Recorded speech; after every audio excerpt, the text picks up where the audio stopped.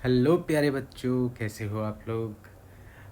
देखो, अभी तक हम लोग इलेक्ट्रोस्टैटिक्स में एक रॉड और एक सर्कुलर रिंग की वजह से उसकी एक्सिस पे इलेक्ट्रिक फील्ड कैलकुलेट कर चुके हैं। रॉड में हमने बहुत सारे केसेस किए थे। बहुत ही इंटरेस्टिंग वीडियो था। अगर आप में से किसी ने नहीं देखा है तो पिछला वाला एक रॉड वाला वीडियो ज़रूर देखना, क्योंकि उसमें बहुत सारे ऐसे पॉइंट्स हैं जो एक दूसरे से लिंक्ड है। बहुत काम की चीज़ है वो।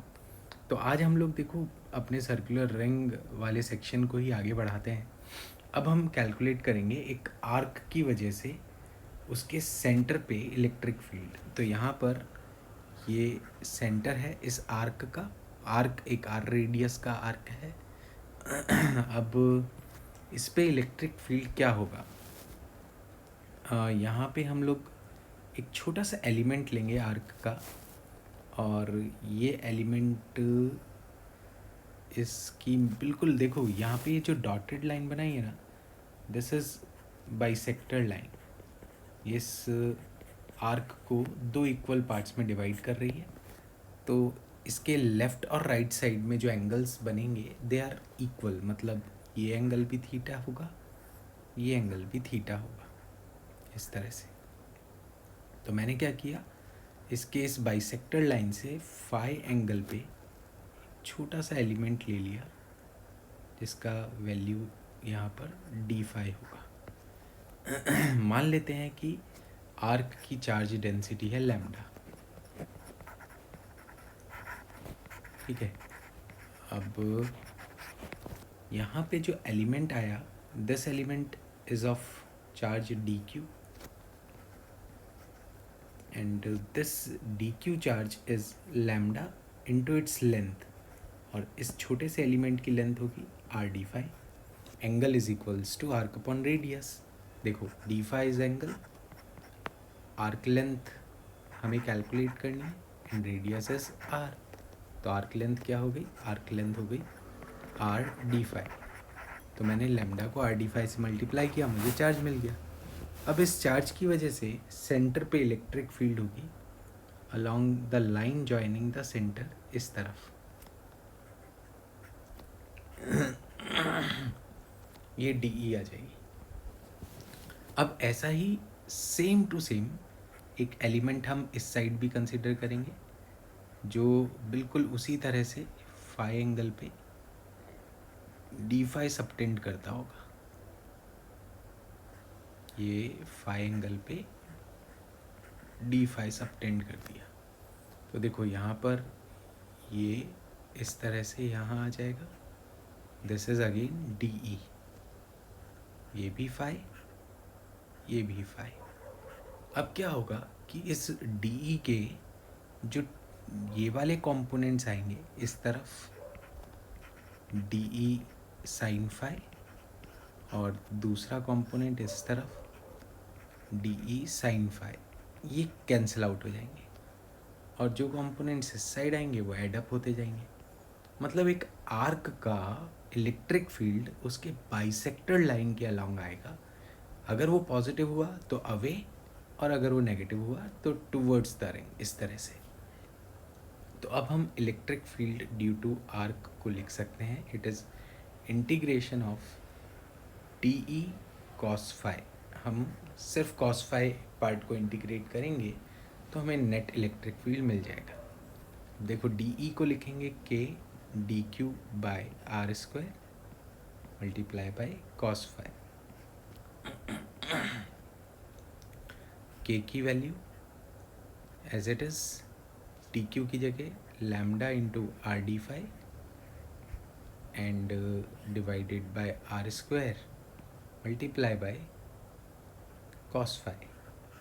सभी कॉन्स्टेंट्स को हम बाहर लिख लेंगे। k लैम्डा बाई आर बाहर आ गया, इंटीग्रेशन में सिर्फ कॉस फाई d5 बचा।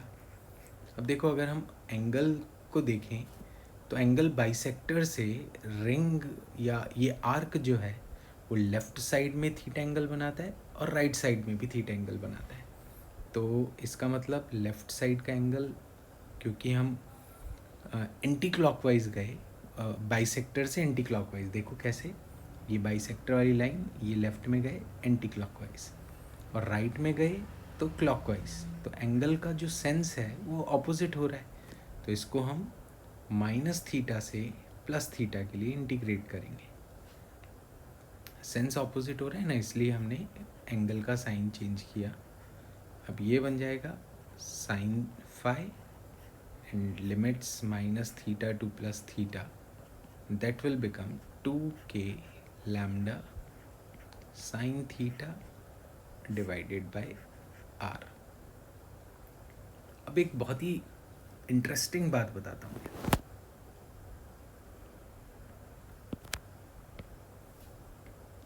अगर हमारे पास एक आर्क है,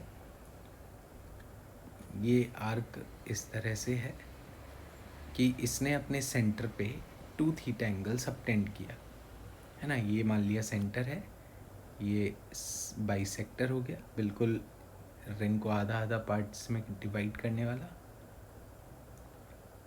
और अगर ये बाइसेक्टर हुआ तो दोनों साइड थीटा एंड थीटा करके 2 थीटा एंगल आ जाएगा। अब मैं इसकी जगह एक रॉड रखूँ, मान लो यहाँ पे एक रॉड रख देता हूँ मैं,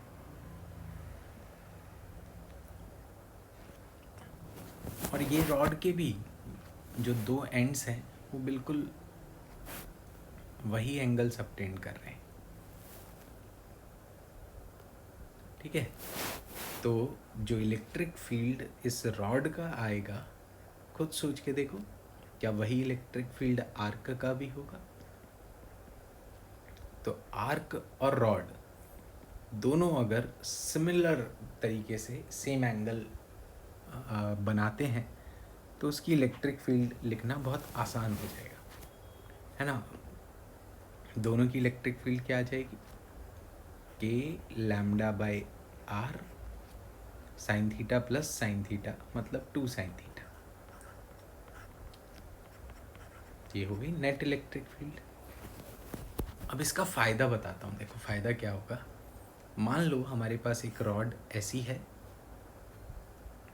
और हमसे कहा गया है कि find the electric field at this point.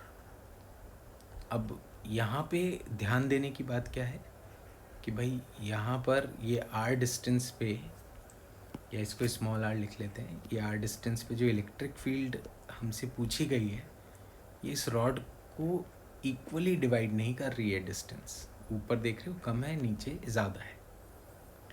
तो अब हम क्या करेंगे, हम एक आर्क बनाएंगे जो कि इस रॉड को इस जगह टच करे जहाँ पर हमने परपेंडिकुलर ड्रॉप किया है, और ये ऐसे करके ये पूरा आर्क बना दो टच करते हुए इस तरह से, ठीक है। अब क्या करो, रॉड के टॉप एंड को इससे जोड़ो और बॉटम एंड को इससे जोड़ दो।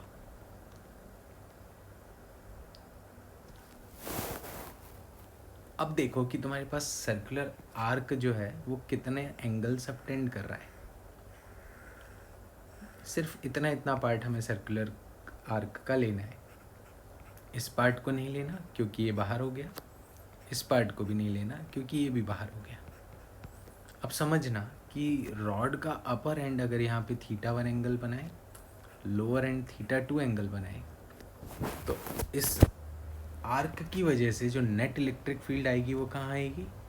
एकदम बाइसेक्टर वाले एंगल के अलाउंग। मतलब इस आर्क को, अब तुम रॉड को भूल जाओ, अब सिर्फ आर्क को सोचो कि अब तुम्हें इस आर्क की वजह से फील्ड निकालनी, क्योंकि आर्क और रॉड सेम फील्ड देते हैं, हमने ऊपर डिफाइन कर लिया ये। तो अब मैं रॉड से ज़्यादा बेटर है कि डायरेक्टली नेट फील्ड निकालने के लिए इसको यूज़ करूँ। क्या करूँगा मैं? इसको लिखूँगा k lambda by r and 2 times of sine θ1 plus θ2 by 2, ये कर दूँगा। This becomes net electric field.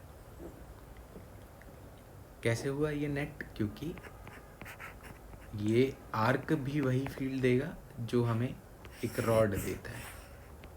अब ये ऐसा क्यों आया, देखो समझना क्यों आया। अगर मैं रॉड का लिखता तो पहले मैं उसका EX कंपोनेंट लिखता फील्ड का, फिर मैं उसका ई वाई कॉम्पोनेंट लिखता फील्ड का, और फिर मैं उसका रिजल्टेंट निकालता। तो बड़े स्टेप्स हो गए ना। पहले ई एक्स लिखने के लिए मुझे करना पड़ता k lambda by r sine theta 1 plus sine theta 2।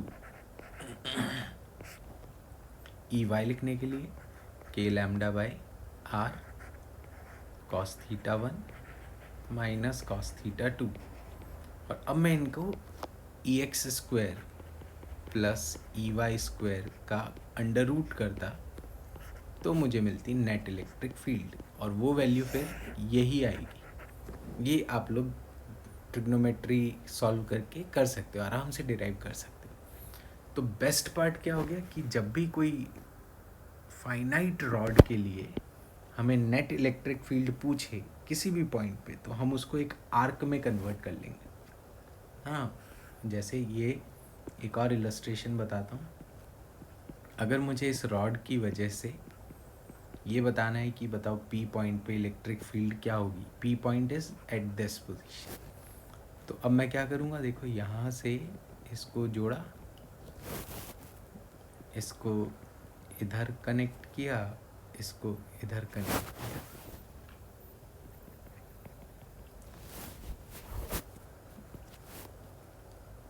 अब इसको टच करते हुए एक सर्कुलर आर्क बनेगा यूं, ये देखो ये सर्कुलर आर्क बन गया।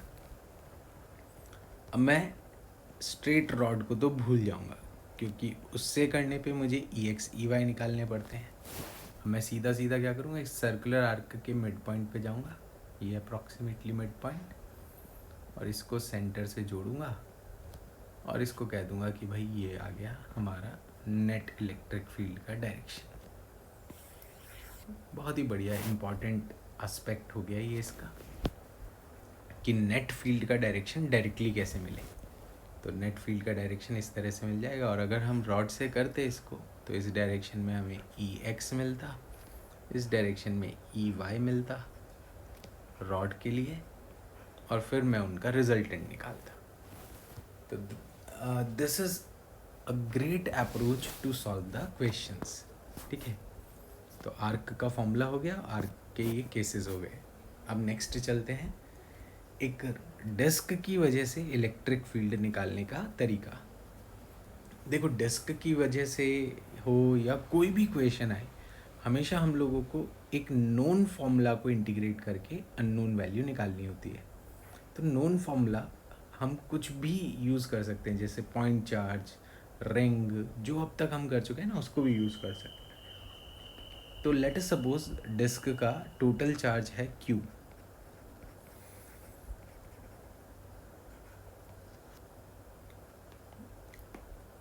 और उसकी रेडियस है कैपिटल R।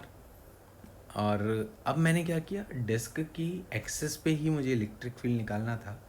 मैंने एक स्मॉल r रेडियस और dr थिकनेस, ये जो थिकनेस है ये dr है, थिकनेस किसकी, रिंग की, dr थिकनेस की एक रिंग कंसिडर कर ली। देखो ये डॉटेड लाइन से जो हमें यहाँ पे रिप्रेजेंट किया है, ये हम एक रिंग मान रहे हैं। अब इस रिंग की वजह से उसके एक्सिस पे इलेक्ट्रिक फील्ड क्या होगी, तो हमने अभी डिराइव किया था due to a ring,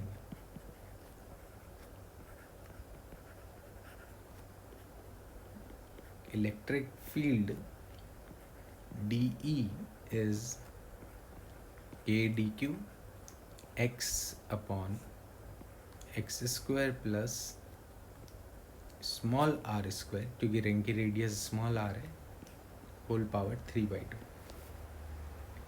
now dq is q divided by pi r square multiply by, देखो चार्ज पर यूनिट एरिया किया है, तो अब रिंग का एरिया क्या होगा, रिंग जिसकी थिकनेस dr है और लेंथ है 2πr, देखो लेंथ इनटू थिकनेस, तो ये रिंग का एरिया आ गया।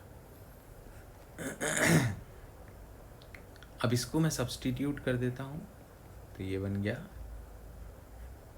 के डी क्यू की जगह आ जाएगा 2qr dr upon r square multiply by x upon x square plus are square whole power 3/2।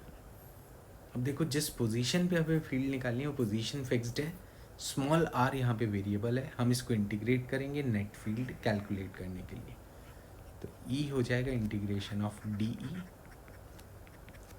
Which is 2kq small R d R into x divided by capital R square into x square plus are square whole power 3/2।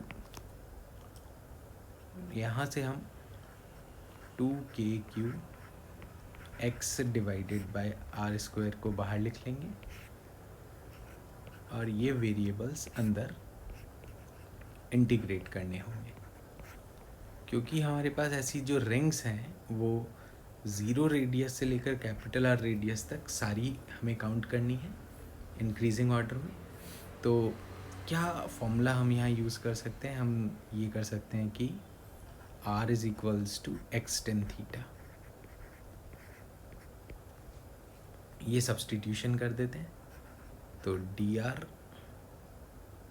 या फिर एक और काम कर सकते हैं ना, tan theta से बेटर अप्रोच क्या हो सकती है, क्योंकि ऊपर भी एक आर है ना, इसकी वजह से मुझे ऐसा आइडिया आया कि मैं x square plus are square को टी स्क्वायर मान लेता हूँ। तो इससे क्या होगा, जब मैं डिफ्रेंशिएशन करूँगा, एक्स फिक्स्ड है, एक्स का डिफ्रेंशिएशन 0, ये बनेगा 2r dr और यहाँ पे बन जाएगा 2t dt। तो मुझे r dr की वैल्यू मिल जाएगी। अब मैं इसको इंटीग्रेट करने के लिए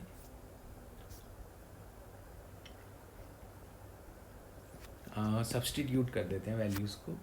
इंटीग्रेशन ई के लिए हो गया 2kqx by are square, integration 0 to capital R small R d x, small R d R की जगह मैं रख देता हूँ टी डी टी, और डिनोमिनेटर में टी स्क्वायर की पावर 3/2। तो it becomes 2kqx by are square integration of d T by T square. Now it will become 2kqx by r square minus of 1 by t and now it is 2kqx by r square और minus of 1 by t की value वापस substitute कर देता हूँ जो मैंने मानी थी, root of x square plus are square. 0 से r तक लिमिट्स रखनी है अब हमें। देखो लिमिट्स को पहले अपर लिमिट डालेंगे तो ये बनेगा 1/रूट of r square plus x square, और लोअर लिमिट डालेंगे 0 तो माइनस का 1/x। तो overall it will become 2kq by are square और x को अंदर मल्टीप्लाई कर देते हैं तो it is 1 minus x by root of r square plus x square, and this is net electric field due to a disc on its axis पे electric field का formula आ गया। तो बहुत ही इम्पॉर्टेंट फॉर्मूला भी है ये, और इसमें अगर मैं charge Q divided by pi r square इसको सिग्मा से रिप्लेस कर दूँ तो देखो ये कैसा कन्वर्ट होगा formula. It is 2/4 pi epsilon naught Q by are square into 1 minus x by root of r square plus x square. अब ये 2 टाइम्स पाई और आर स्क्वायर को Q में डिवाइड करके सिग्मा लिख सकते हैं, तो it is sigma by twice epsilon not 1 minus x by 10। तो ये हो गया हमारे पास इलेक्ट्रिक फील्ड का एक और फॉर्मेट सिग्मा की टर्म्स में, चार्ज डेंसिटी की टर्म्स में। तो देखो डिस्क की इलेक्ट्रिक फील्ड कैसे निकाली हमने, एक रिंग लिया और रिंग को इंटीग्रेट कर दिया। तो हमेशा जो भी एलिमेंट हम कंसिडर करें वो ऐसा करें जिसकी वजह से हमें फील्ड पोटेंशियल जो भी हम निकालना चाहते हैं वो पहले से पता हो। अदरवाइज़ दो मतलब मान लो मैं इसको रिंग ना मान के कुछ ऐसा रैंडम सा कुछ भी XYZ एलिमेंट मान लेता, तो फिर उसको हम क्या लिखते हैं इलेक्ट्रिक फील्ड को, वो नहीं लिख पाते ना। इसलिए हम ऐसा कुछ मानते हैं जिससे कि हम इलेक्ट्रिक फील्ड लिख पाए। तो यहाँ पर हम रिंग मान चुके थे। रिंग मानने का रीज़न क्या था कि हमको उसका फॉर्मूला पता था, तो हमने रिंग की इलेक्ट्रिक फील्ड लिखी और फिर उसको इंटीग्रेट कर दिया। चलो अब देखो कुछ क्वेश्चंस को एक बार डिस्कस करते हैं। जैसे एक थिन फिक्स्ड रिंग है, रेडियस 1 मीटर है, charge 10 is distributed over it.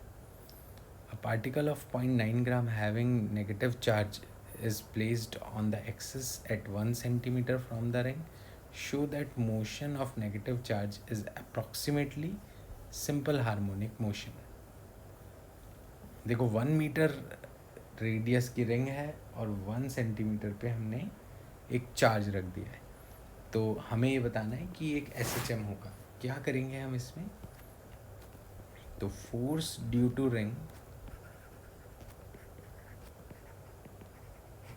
On point charge ये कैलकुलेट करते हैं। तो this will be F is equals to charge Q multiply by electric field E।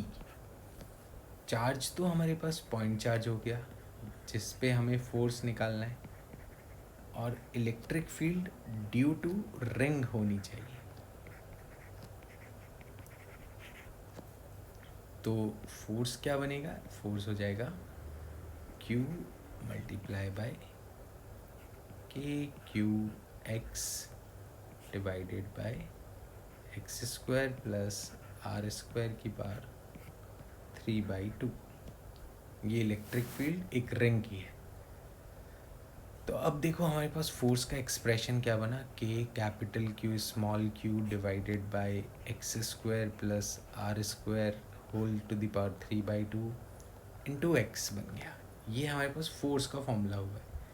अब यहाँ पे क्या है, x तो दिया है 1 सेंटीमीटर विच मीन्स 0.01 मीटर, और कैपिटल R दिया है 1 मीटर।